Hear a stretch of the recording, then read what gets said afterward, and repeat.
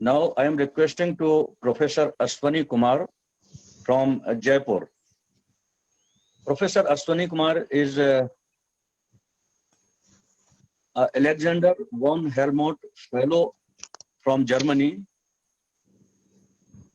He completed his PhD in 1971.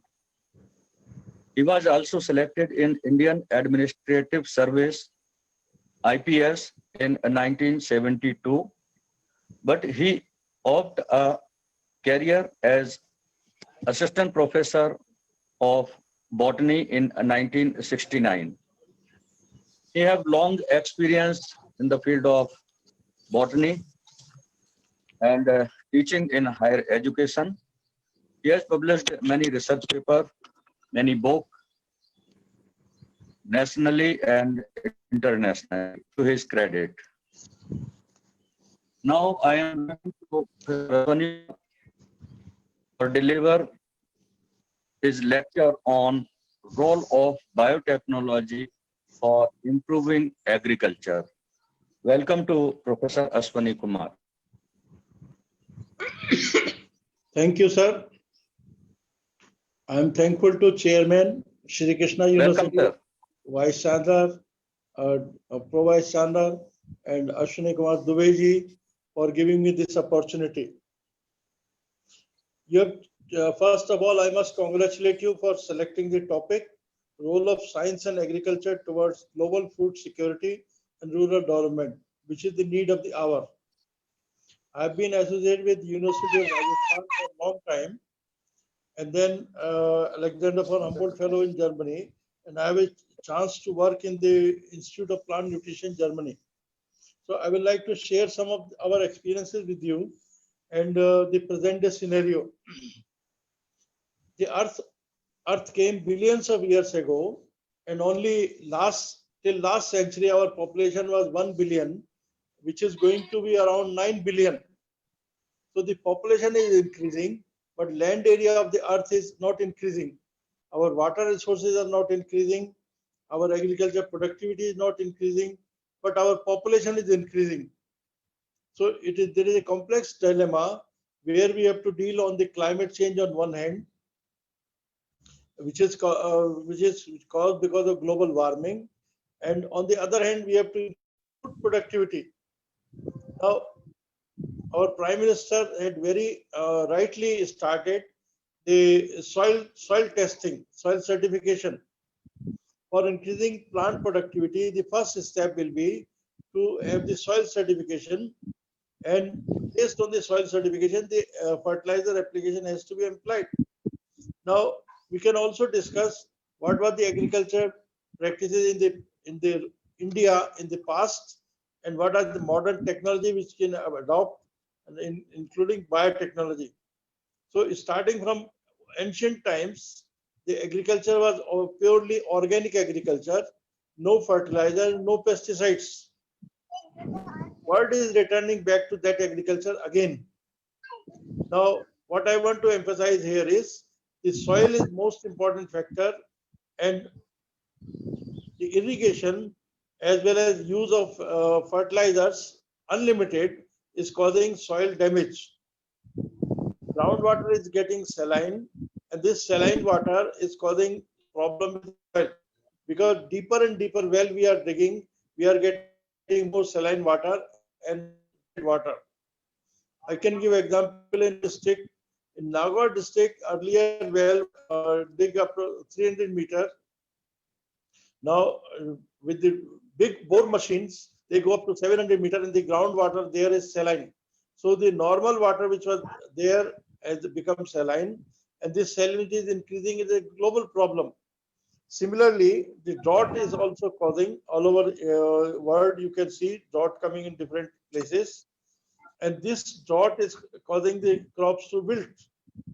So first of all, we have to improve the soil condition and make proper use, and then second is nutrient uptake and utilization. Even if the nutrient is present in the soil, it is not taken up by the plant because of the pH conditions of the soil may be different. So irrigation is also important factor. Israel has achieved much better crop productivity per ml of water per gram.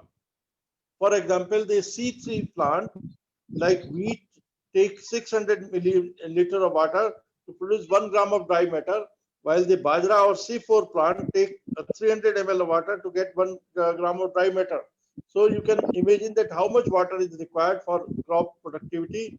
So more water, less water, and more yield. So this can be through the irrigation system developed. And fertilizer use. Even in Germany, in different conferences, what I observed and what people reported, that we use nitrogen fertilizer in excess. Our soils are very rich in potassium, but still we are utilizing the potassium and phosphorus. If we can have phosphorylizing bacteria in the soil, then there is no need to put the phosphorus in the soil. And heavy nitrogen application is causing pollution to the groundwater, and this nitrate is causing human diseases.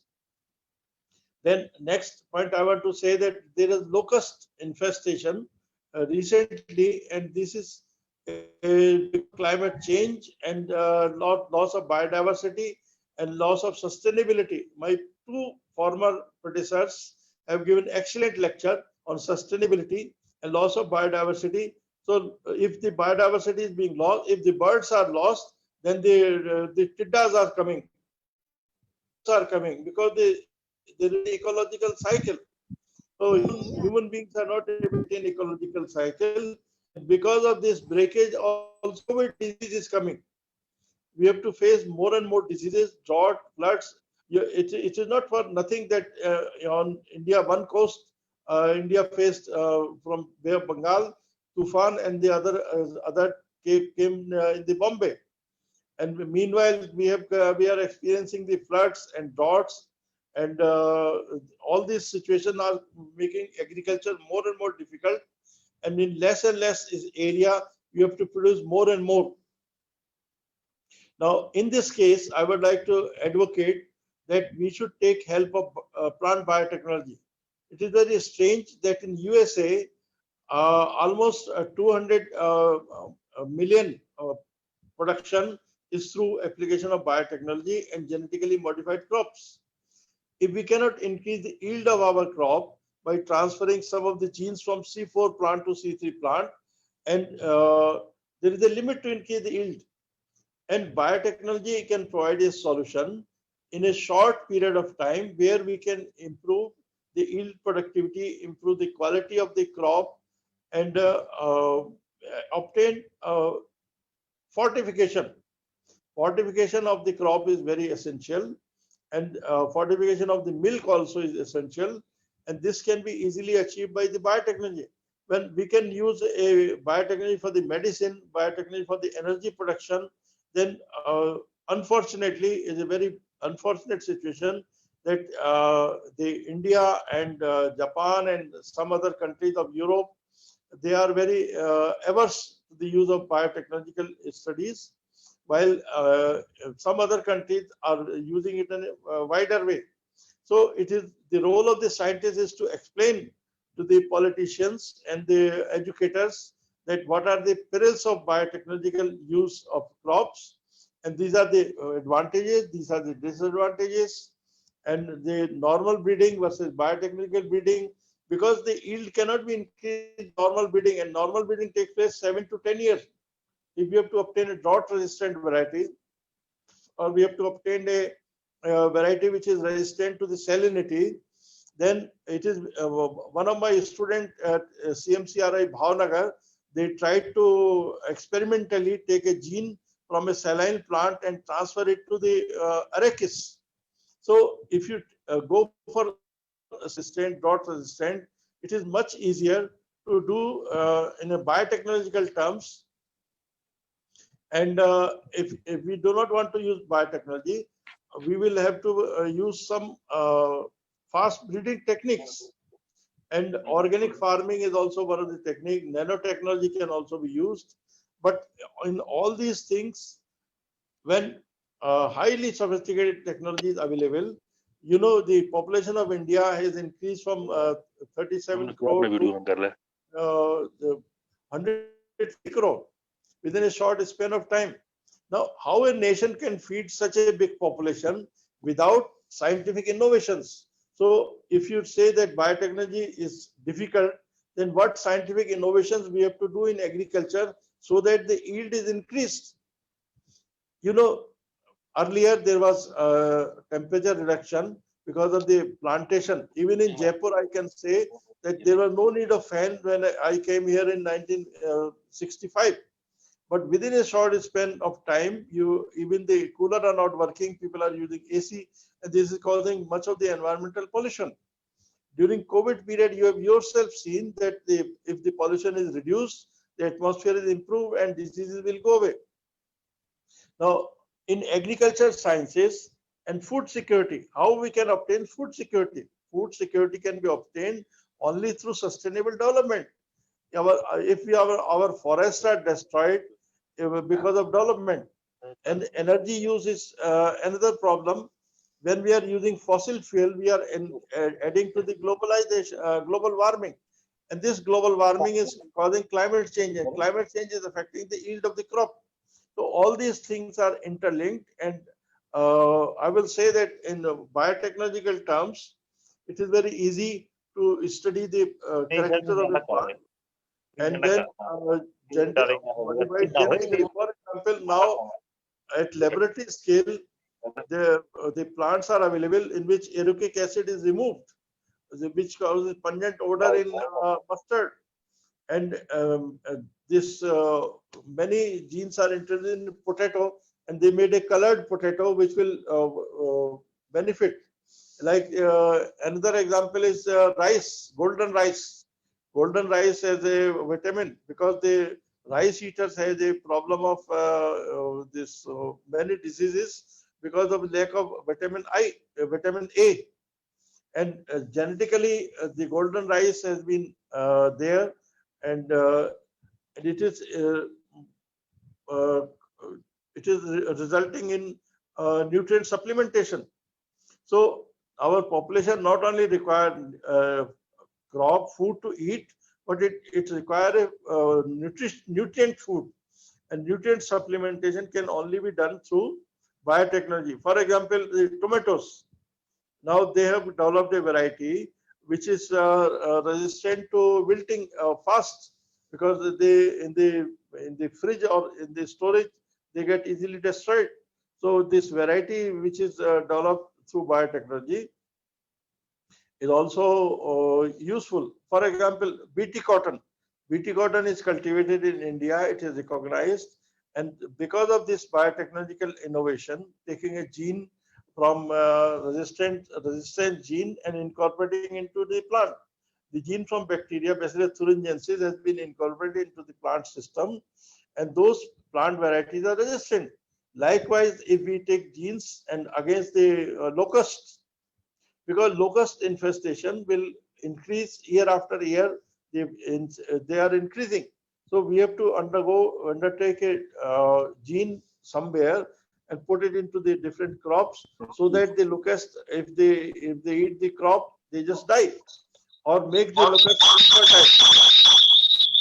So in my opinion, the agriculture sciences have to be supported by science. When you say that they have to be supported by science, then it has to be the latest science.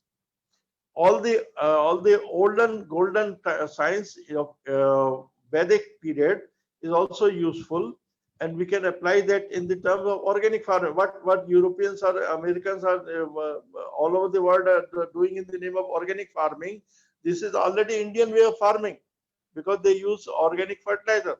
But I am very sorry to say that lot of cow dung is used for burning instead of making the manure.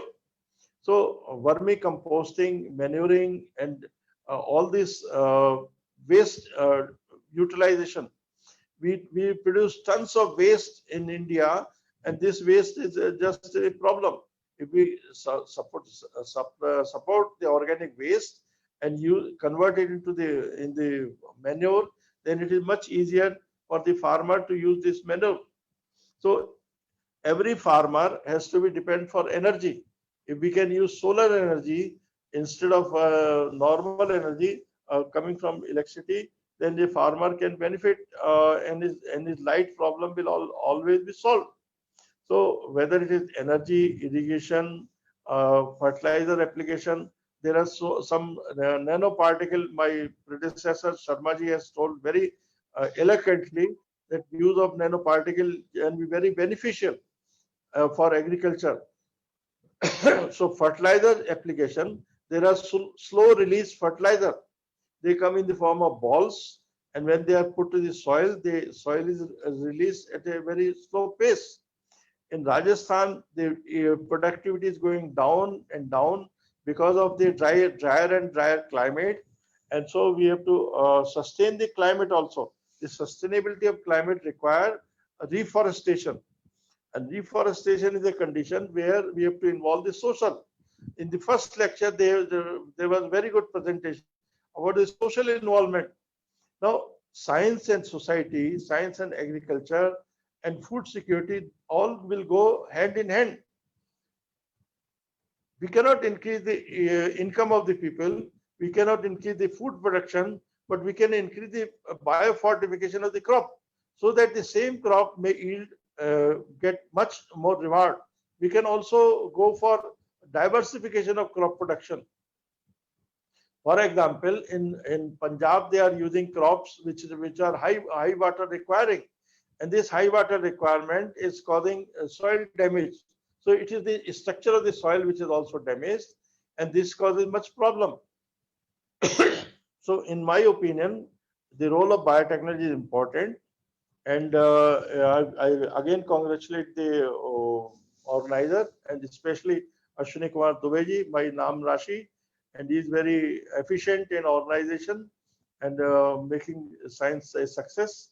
I wish him all success, and I wish that all other participants will take care of the discussions, and science will come in a big way to help the agriculture and provide food security.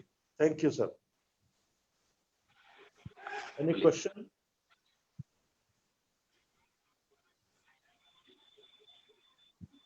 Thank you very much, sir. Thank you, sir. Thank you very much to Professor Ashwani Kumar.